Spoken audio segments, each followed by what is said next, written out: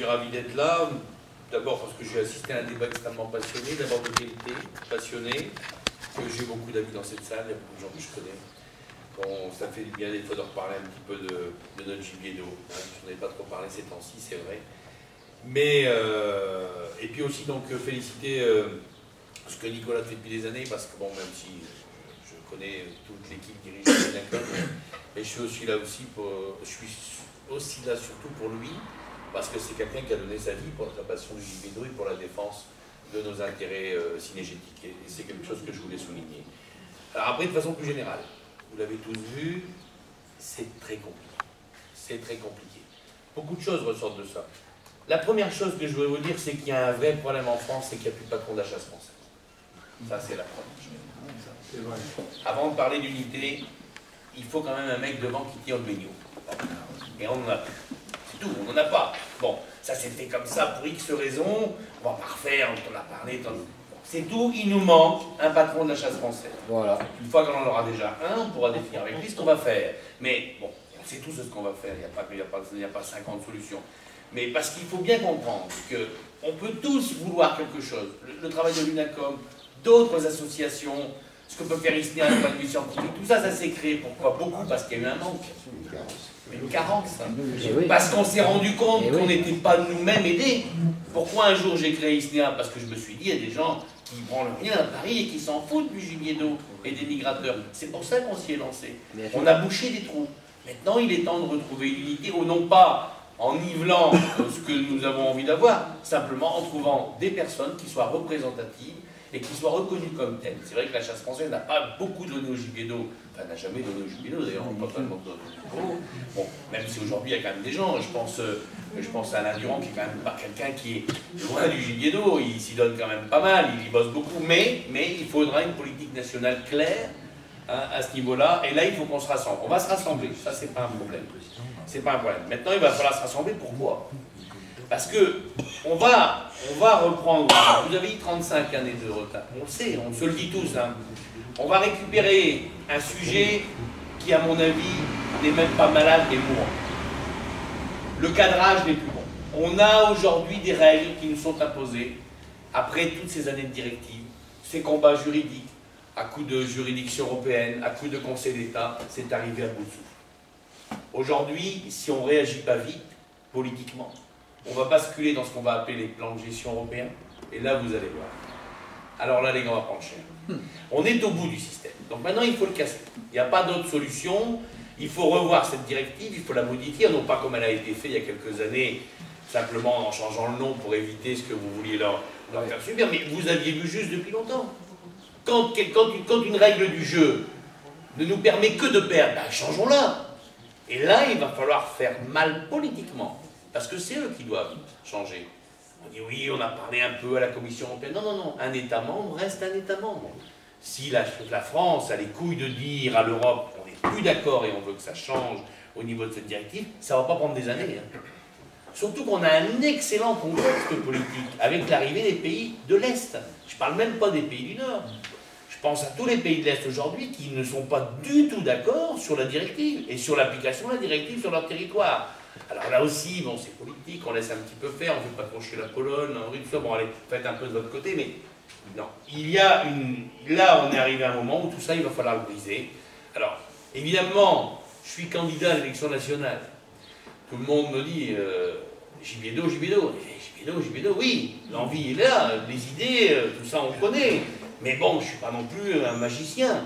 Il va falloir regarder comment on peut faire. Je sais que tout le monde va m'attendre à la première fermeture ici dans quelques mois. Il y a un Schran, alors, il est bon ou il n'est pas bon? On chasse jusqu'au 15 avril ou pas? Ah, tu pars. Bon, évidemment, on va regarder sur un système dérogatoire. Parce que là, à court terme maintenant, c'est eux qui ont raison. Des dérogations, il y en a plusieurs en route, tout le monde s'affronte un petit peu là-dessus. Et moi, ce que je veux que la chasse française fasse, c'est non plus regarder au cas par cas de chaque fermeture ou de chaque ouverture. Maintenant, il faut élever le niveau. Il faut qu'on ait une vision de prospective de la chasse. Qu'est-ce qu'on veut pour la chasse dans 30 ans? Si on ne le décide pas maintenant, on sera mort bien avant 30 ans. Hein? Donc voilà à quoi moi je vais m'employer si je suis élu. Bon, je ne suis pas le seul candidat, il y en a d'autres. un président des Pyrénées qui est un vétérinaire, qui est un type très bien, ce sera peut-être lui, et je suis sûr que vous pourrez discuter avec lui aussi, il n'y a pas de problème. Mais ce qu'on a besoin aujourd'hui, c'est un patron qui a une vision de la chasse de demain. Et si on n'a pas ça, ça va aller très très très mal. Alors je ne vais pas monopoliser plus, si vous avez des questions, je vais y répondre, il n'y a pas de problème. Mais voilà succinctement ce que moi je pense pour la chasse du gibier d'eau en France et pour demain. Que vous preniez les rênes et que vous soyez le patron, oui, mais si vous n'avez pas tous les chasseurs derrière vous, et si on continue sur la ligne de conduite que l'on a en ce moment de diviser pour régner, vous n'arriverez, même avec toute la volonté que vous avez, vous n'arriverez pas. Alors, oui, mais vous avez raison et vous avez tort. Parce qu'il y a une chose, il ne faut pas se tromper. Quand on écoute quelqu'un au ministère, dans un bureau d'un ministre, vous savez, un président de la FNC, il a quoi? Il a le portable du Premier ministre, du président de la République et du ministre de l'écologie sur lui. Et quand il l'appelle, il répond. Parce qu'un mec qui a 1 million de personnes derrière lui, je peux vous dire qu'on l'écoute. Voilà, c'est toute la différence. Quand vous venez du monde associatif, moi je vais arriver président d'ISNEA, bon, c'est bien, on a compris, il y a un peu de monde derrière, bon, c'est jamais la même chose. Alors vous êtes président de la chasse française, vous êtes président d'1 million de personnes, dans le contexte social que vous pouvez imaginer, avec le danger que ça peut représenter pour un pouvoir politique. Je peux vous dire que vous êtes écouté. Et là aussi, si le message n'est pas porté par cette personne-là, pas forcément parce qu'il ne veut pas le porter, parce que peut-être que ce n'est pas son truc, que ça ne l'intéresse pas, et bien il n'est pas audible. Il n'est pas audible. Et on résume tout le problème comme ça. Un patron audible et qui a envie de s'y donner. Voilà ce qu'il faut pour le gibier d'eau en France. Et un peu pour tous les dossiers d'ailleurs. Imaginons que vous soyez élu, monsieur Freud. Vous êtes le patron de la chasse française. Une équipe, bien sûr. On est d'accord. Vous serez certainement le premier patron à vous occuper des migrateurs. Je parle des migrateurs, parce que c'est eux qui sont attaqués. C'est pas le lièvre, le perdreau. Il n'y a jamais eu de... D'accord, on est bien d'accord. Bon, pour autant, ce sont quand même les politiques qui vont décider. On est bien d'accord. Et demain, il y a des élections. On va reprendre lesquelles? Les mêmes. Ceux qui nous ont jamais écoutés avant. Sarko, il a eu le manche pendant 5 ans. Qu'est-ce qu'il nous a fait? Un bras d'honneur. Chirac, la même chose. Le monde politique, c'est pas comme ça. Tous. Ça fonctionne pas. Mais comment voulez-vous les faire plier à partir du moment où ils ne sont pas eux-mêmes chasseurs, où ils ont les moyens d'aller chasser ailleurs? Faire plier le monde politique sans aucun problème, à condition de leur expliquer quel est leur intérêt politique à suivre une proposition synergétique. C'est aussi simple que ça. Et elle ne sera pas de droite, elle n'est pas de gauche, la chasse. Mais à moi, je dis, contrairement à ce qui a peut-être été dit tout à l'heure, elle doit être partout, ça c'est sûr. On est bien et on d'accord. doit avoir partout des relais. Et je suis désolé, la chasse française, c'est une très jolie fille, elle doit se vendre plus aux Français. Les dirigeants jusqu'alors ont toujours Et on doit la jouer comme ça en permanence. Hein? Et en permanence, on doit la jouer comme ça. Et si demain, c'est la gauche, c'est le député parti, mais si la gauche nous dit, allez, on y va, banco, la directive, on l'a fait sauter, et alors, j'ai aucun problème avec ça. Et si c'est la droite qui me propose la même, mais tout va très bien. Mais on est bien d'accord, mais à condition qu'il le propose, il faut jamais proposer. Il faut déjà qu'on le demande. Déjà qu'on le demande. Attendez, Sarko était sollicité, il n'a jamais répondu. Sarko était sollicité, il n'a jamais répondu. Sollicité, je vous repose la question, sollicité par qui? Par le président de la FNC. Non, il y a 20 ans qu'on a des politiques à la tête. Mais non, mais attendez, On n'a pas de tête de conviction. Depuis Depuis 20 ans à la tête de la FNC, on n'a eu que des hommes qui voyaient la politique et leur intérêt. On a peut-être l'occasion cette année, et je le dis ouvertement, je suis le premier des soutiens de Mully. Mais pourquoi je crois en Mully?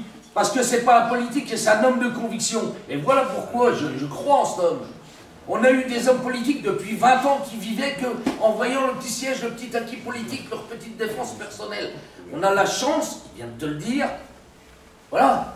Et demain, tu vas reprendre tout le monde. Demain, tu vas reprendre un mec de droite comme président. Tu vas le solliciter. S'il ne veut pas te répondre, il ne te répondra pas. Je suis désolé. Si tu reprends celui du coup d'avant, eh ben, ce sera la même chose. Mais il ne te répondra pas. Pourquoi? Parce qu'on a fait Qu'est-ce qu'on fait? La chasse, c'est la plus La chasse, c'est la plus qu'on est en politique, elle a réussirait. Qui est uniquement politique ou FNC, etc. Mais moi, c'est mon conseil. Il y a effectivement, c'est essentiel d'avoir un chef pour la chasse française et un relais été, on va dire, efficace auprès des plus hautes sphères de l'État. Mais il ne faut pas oublier, encore une fois, que la chasse aujourd'hui, on en a parlé aussi tout à l'heure, c'est une question qui est européanisée, voire internationalisée aujourd'hui, et que si vous n'êtes pas présent dans les institutions internationales et auprès des institutions européennes, c'est une affaire de lobby, en fait. Et les politiques peuvent être coincés parce que les textes internationaux vont évoluer, peut-être de façon qui soit défavorable à nos intérêts. Donc, à mon avis, il y a deux canaux qu'il faut soigner. C'est effectivement la bonne relation avec les politiques français, mais les politiques français ne peuvent pas tout pour la chasse. Et il faut être extrêmement présent. Je pense que la FNC doit avoir une politique très forte de présence dans les organisations internationales. Mais vous savez quand même que la FAS est financée en partie par la FNC. Donc, encore une fois, on a le patron de la FNC qui finance la FAS et qui leur demande rien en contrepartie. Comment on peut avancer? On finance la FAS, on lui demande rien. On finance les organismes, on leur demande rien. Comment C'est pas possible. Tout à l'heure, on a dit la FAS refuse, le député disait, la FAS refuse effectivement de revenir sur la directive. Comment on peut faire? Comment la FAS peut se permettre d'émettre un avis alors qu'elle prend le pognon des chasses européennes? Moi, je suis désolé, la FAS, c'est jamais quelle espèce de syndicat de lobbyistes interne qui a sûrement été très proche de la chasse tant qu'il y avait que la chasse qui paie, mais depuis que la Commission européenne l'a rétribuée à 50%, elle a des idées beaucoup moins claires en ce qui nous concerne. Mais tout s'explique là-dedans. Tout s'explique très facilement. Moi, demain, je suis désolé, la FAS, je suis président national, soit elle fait ce que je dis, soit tu coupes l'Europe, elle dégage. Ah ben voilà, c'est la FNC. Quand même pas déconner. Par contre, maître, vous avez raison. Le système lobby, au niveau du lobby européen, n'est pas du tout au point en France pour les chasseurs. Ça, c'est une des grandes priorités du programme. Il va falloir travailler à armes égales avec nos ennemis à ce niveau-là. Évidemment que la Commission européenne doit être aujourd'hui au centre de tous les intérêts lobbyistes du monde synergétique si on veut progresser. Il n'y a pas que les élus français qui peuvent tout faire. Vous avez raison là-dessus. Là, c'est clair. Quand vous entendez, comment on peut faire si on n'a pas une unité pour faire en sorte de balayer pour remettre que vous avez dit tout à l'heure par rapport à toutes les dérogations. Il y a les trois quarts de qui nous a cité que l'on ne tire plus. Des espèces que l'on ne tire plus parce que quand les espèces passent, je parle en médecin, je parle pas trop tard, quand les espèces passent en médecin, la chasse n'est pas ouverte. Et quand elle remonte, la chasse est fermée. Je veux les chevaliers, je veux les barres, Quand ça passe chez nous, ça passe au mois de juillet. Au mois de juillet, la chasse est fermée. Et on va nous parler de dérogation, tout ce que vous voulez. Quand ça remonte, le pic de remontage est au mois de mai. On n'y va plus. Et on va pouvoir garder prélèvement de cette espèce-là et des interdictions de tirer. On va le dire, il y en avait plus puisqu'on en parlait pas. C'est affreux. Et oui, il y en a des sujets. Ça va au mois d'août, ça tournerait et elle revient au mois de mai. Soyez sûr au moins de toute mon énergie. Mais Willy a dit ce qu'il fallait dire. Si les présidents, s'il a, on va dire, un moyen de pression auprès de la FAS, parce que moi, quelque chose qui m'a fait bondir en 2009, je vous l'ai dit tout à l'heure, les accords FAS dans le life. Allez sur le net, allez regarder ce qu'ils ont conclu comme accord, de ne jamais toucher la directive. Parce que nous, on était avec Serge, Georges, en train de mettre le grain de sable dans le rouage. Et pourquoi? Mais qui a voulu la directive? Vous vous en rappelez, la directive 79-409? Qui est-ce qui l'a demandé à l'Europe? Vous connaissez le ministre de l'Environnement, Dornano, le président, c'est Giscard, et la chasse française au niveau national. Parce que quand on a eu la rencontre à l'Élysée sur, on va dire, l'illégalité de la directive, on ne nous a rien dit, 2h30, on va dire, etc., etc. Et 4 mois et quelques jours plus tard, on apprend, au mois de février, que la directive est recodifiée en catimini. Et la chasse française, à son plus du mot, le savait. Nous, on ne l'a su que 15 jours après avoir passé les délais de recours. C'est ça qui est difficile Donc, à gérer. ils nous l'ont bien mis en douce, en profondeur. Sarko avec Morlot, etc. Exactement. Il faut être très clair là-dessus, parce qu'on commence à avoir un peu de bouteille quand même. Et donc, je dis qu'en France, au jour d'aujourd'hui, à l'FNC, Mais tant qu'il n'y en aura pas à la FNC, qu'on n'aura pas des gens qui vont taper sur le point de table et dire on dépoussière tout ça, on va retourner le bureau, bah, ça ne pourra pas changer grand-chose. Parce que la droite, la gauche et la FNC n'a pas la volonté. Parce que n'oubliez pas que la chasse française, on parlait d'NCG, voulez-vous que je sorte une sauvagine de 1980 ?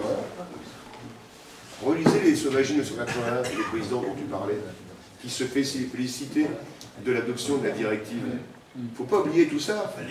C'est ces gens-là qui nous ont mis aussi bien dedans. Ça fait 30 ans que Brittany essayait de les foutre dehors, et là, personne n'a écouté. donc reprenez l'historique de la chasse française, et une grande partie de nos représentants, gibier d'eau, migrateurs, nous ont bradés, entre guillemets. Et après, ben, avant, ça savait très bien, gros souffle, tous ces gens qui ont disparu de l'entourage de Mitterrand. Tant que Mitterrand était là, ils bouffaient de l'ortolan, les gens du Sud-Ouest. Vous pouvez chasser de l'ortolan tranquille. Il avait dit la directive, l'Europe a autre chose à faire que se mettre quelques canards. Mais après, ça a tout changé.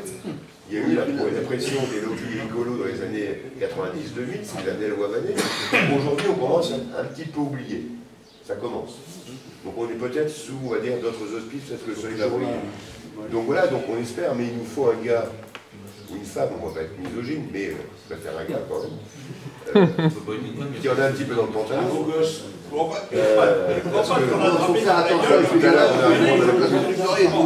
J'en profite pour saluer la présence de monsieur le maire qui avait été enfin, remercié par les différents intervenants, etc. Donc il connaît aussi la chasse, il a chassé, et puis il suit ça de très près tous les ans à l'ouverture. Et de dire simplement que tant qu'on n'aura pas quelqu'un qui a envie de dépoussiérer un petit peu tout ça, remettre un peu les pendules à l'heure, comme on dit toujours. Voilà, moi je pense que oui, c'est une bonne idée pour gagner des années qu'on le dit. Mais le creux de la vague, il grossit toujours. Hein? Il y a des années qu'on dit ça. Depuis Madame Boinet, et même avant Madame Boinet, on disait on est dans le creux de la vague. Mais on est costaud, on va remonter. Mais le creux de la vague, il a toujours grossi, et on n'a jamais remonté. Alors espérons qu'on va remonter. Je vous rappelle quelque chose, n'oubliez jamais tout. La loi Voynet, ce que j'ai quand même participé près, on a fait Patria, on l'a chopé pratiquement en otage, on a une quinzaine, ça a été épique, etc. N'oubliez jamais une chose, la loi Voynet, c'était dissous 20 février pour tout le monde. On aurait mieux fait de dire oui. Dissous 20 février. Non, mais attendez, qu'est-ce qui s'est passé? Recours du Conseil d'État, etc. Ça a été cassé. Les Patria, on doit rappeler quelques-uns qui sont ces salles, etc. Donc, en fin de compte, tant qu'on n'aura pas une volonté française, mais surtout synégétique française, regardez, il l'a dit de façon gentille tout à l'heure, Eric Sicard. On est allé à l'FNC il y a quelques semaines. On a besoin d'éléments.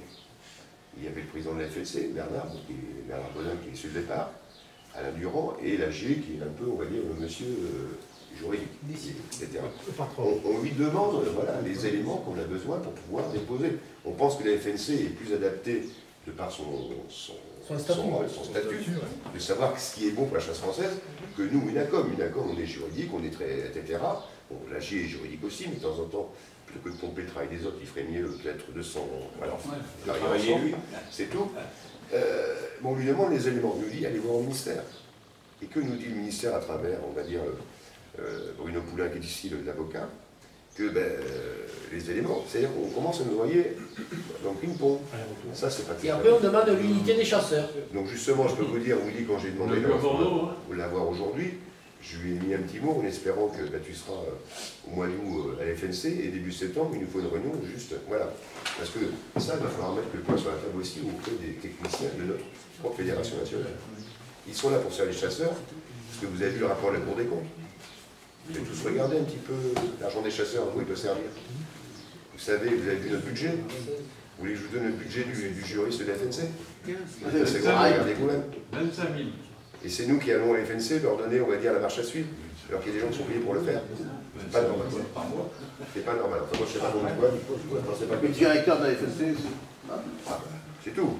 On verra. Laissons le mois d'août arriver et laissons, on va dire, les choses se mettre en place de façon docile et bien ordonnée. Oui, ils sont à faire. On va s'en occuper. Voilà. Si je suis élu, bien sûr. Ben, bien sûr. Et tu seras élu. On va pousser. La merde alors.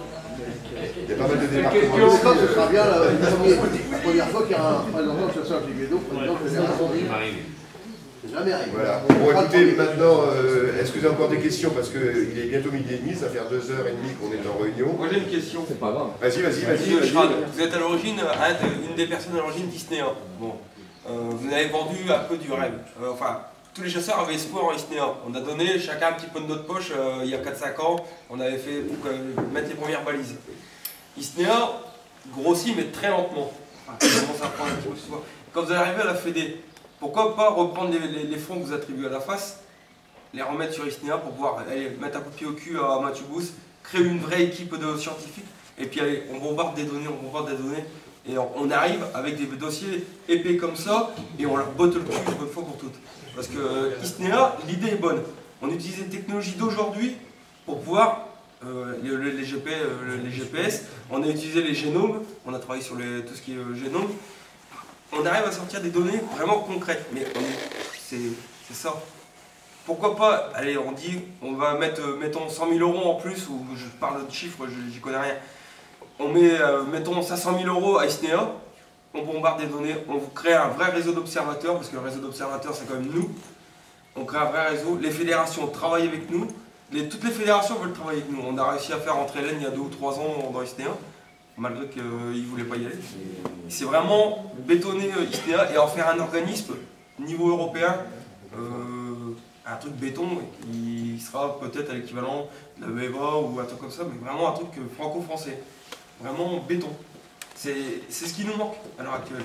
Tu as sans doute raison. Et une fois de plus, il faut que les chasseurs se bougent le cul. Ah ben, on essaie de remonter des ailes. C'est le problème. C'est la croix et la bannière pour remonter des ailes. Le chasseur, je vais vous dire ce que je vois sur le terrain. Le chasseur en ce moment, il est comme ça. Il regarde ses pompes. Il commence à réfléchir en février, le 15 décembre. 15 décembre, 1er janvier, on commence à voir, putain, il n'est quoi de février. Je le sais, je suis avec eux tout le temps. Luc, il est premier avec eux. On en parle régulièrement. Le chasseur regarde ses pompes. Il commence à penser à février, le 15 janvier. Il commence à gueuler. Le chasseur est à gueulard. On ne peut pas le nier. Mais il faut le remotiver, le chasseur. Et je pense qu'à votre arrivée à la FNC, si vous y arrivez, je le laisse faire, il va falloir leur dire, bon les gars, je suis là pour vous, on y va, on fait un geste vers Isnéa, les organismes, on bosse. On bosse, on remet les chasseurs au turbin. Il faut les remotiver, c'est ce qui leur manque. J'entends bien ce que vous me dites, hein. Je pense que Isnéa, c'est vraiment le volet scientifique qu'il aurait fallu à la chasse française il y a 30 ans, malheureusement. Et je ressens bien ce qui se passe au niveau d'Isnéa. Bon, vous savez que nous, moi personnellement, je suis président, je suis bénévole, comme président de fédération bénévole. Je tiens toujours à le rappeler parce que des fois, les mecs qui me disent tu prends moins 10 000 par mois, mais pas un rond malheureusement. Et je refuse même de me faire défrayer, donc pour être sûr de ne rien prendre un jour, pas 1 € sur la tête d'un chasseur, de mon département ou d'ailleurs. Le problème du scientifique, c'est que c'est arrivé à un moment, il y a quelques années, où les gens ont pensé que le scientifique répondrait tout de suite à tous les problèmes juridiques, administratifs ou politiques que nous avions eus. Non! Le scientifique, c'est sur une période très longue. Une étude qui commence, pour la boucler, c'est 5 ans. Tu ne peux pas faire autrement. Ou alors tu la fais mal. Et si tu la fais mal, elle ne vaut rien. Bon. Donc aujourd'hui, Isnéa va rentrer dans sa 4e année. Bon. Donc je ne suis même pas encore en mesure d'amener une première étude qui va se terminer. Mais on n'est même pas encore, on rentre en 4e année. Donc c'est très très difficile. Alors après, pour les chasseurs, il faut quand même aussi reconnaître aujourd'hui que le monde associatif, et c'est pas spécial à la chasse française, est en train de changer énormément. Les gens veulent plus s'emmerder que rien.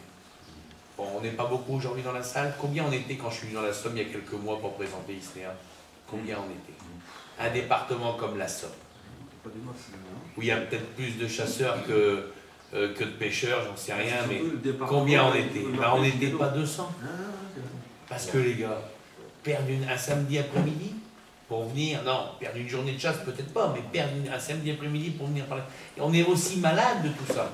Alors, à un moment c'est tout, on avance, parce que si je devais regarder combien de gens on a dans les salles, ben, je serais le premier déprimé, j'arrête et je jette les pompes. On continue et on continuera. Que Isnéa est un jour probablement un destin national ou européen, je pense que oui. Je pense que oui, parce qu'on utilise dans cette structure des choses que jamais personne n'a utilisées et surtout qui fait extrêmement peur à nos opposants. J'ai parlé souvent du radar, on en a commandé un dans le Pas-de-Calais, la fédération du Pas-de-Calais achète un radar, Bon, là, je viens de déposer une nouvelle demande près de la région pour acheter 2 radars. Bon, vous connaissez le principe de ces radars qui vont être une révolution. Parce que quand on parlait tout à l'heure de nos problématiques d'espèces qui nidifient au-delà des frontières européennes, ces radars pourront donner exactement à l'oiseau près, espèce par espèce, ce qui va passer sur le territoire national en termes de migration. Là, et je peux vous dire qu'en face de nous, ils les ont à 0. Parce qu'aujourd'hui, on peut faire preuve de malhonnêteté intellectuelle parce qu'on a des zones blanches. Mais le jour où le radar dira un radar comme nous avons américain, couplé de 4 radars marins pour avoir la largeur, on aura et la hauteur et la largeur, c'est terminé. Hein? Et bon, alors après, je ne vais pas détailler, mais encore quelques mots sur le radar, parce que je pense que vraiment ça va être un outil extraordinaire. Pour vous dire, je l'avais déjà dit, mais pour les gens qui n'étaient pas là, peut-être le jour de la présentation du cinéma, c'est là qu'on se rend compte, en fin de compte, que quand on parle de migration visuelle, quand on demande à des gens d'estimer la migration visuelle, c'est à mourir de rire. Ben voilà. Bien sûr que ça. Parce qu'ils ne passent pas visuellement, pour l'œil humain, même aidé d'une bonne paire de jumelles, il n'y a pas 10% qui passent devant nos yeux. 90% passent tellement haut qu'on ne les verra jamais. Et la nuit. Et la nuit. C'est la méthode Mais même le jour. Et une fois de temps en temps, et c'est là où on a un gros coup, une grosse bouteille, ben le bon qu'ils font retombe pile sur nous. Ou des fois, c'est pile sur nos copains de la Gironde. On l'a déjà vu. Bon, et là, on dit on a une grosse bouteille. Donc, on se rend bien compte qu'on n'est pas bon dans ce domaine. ISNEA, il travaille. Il y a un vrai avenir pour ISNEA. Évidemment qu'il y a un vrai avenir. Bon, il y a une dizaine de fédérations, c'est pas tout. Là aussi, on parlait de zone blanche. Bon, on parle de 11 fédés. 11 territoires, à une échelle européenne, Afrique, Eurasie. Certes, on a des données. Le plan de gestion européen qui a été présenté, on a été invité 2 jours avant à ISNEA à aller là-bas à La Réunion pour le plan de gestion. Je ne parle pas du plan de gestion des oies, les plans de gestion généraux européens qui veulent être mis en place. Le seul organisme qui a des données sur les oiseaux, c'est ISNEA. Personne n'en a. La chasse française n'en a pas. On a rien. Et heureusement qu'on était là, parce qu'on va être les seuls avec le peu qu'on a. Ouais, mais enfin, 10 départements pour une Europe complète. Et on va devoir, avec 10 départements, se bagarrer pour pas qu'on se prenne des moratoires de fermeture sur 10 espèces. Quand même pas facile. Mais on continue. Et vous avez raison, ISNEA c'est l'avenir et c'est avec ça. Pas qu'avec ça. Avec le juridique, avec le scientifique et avec le politique. Je reviens, je le dis, parce que c'est par ça, c'est par là que ça passera. C'est là qu'on gagnera. Après, vous mettez notre plus gros porte-jartel pour aller. Ouais, enfin là, je vais pas trop plaire. Je vais plutôt prendre ma plus grande gueule. Je vais plutôt prendre ma plus grande gueule. Je pense que je serai plus efficace qu'avec mon plus beau porte-jartel. Et pour conforter votre propos, je vais vous citer une petite anecdote. Il y a une quinzaine d'années, j'ai rencontré au Parlement européen M. Kenneth Collins qui faisait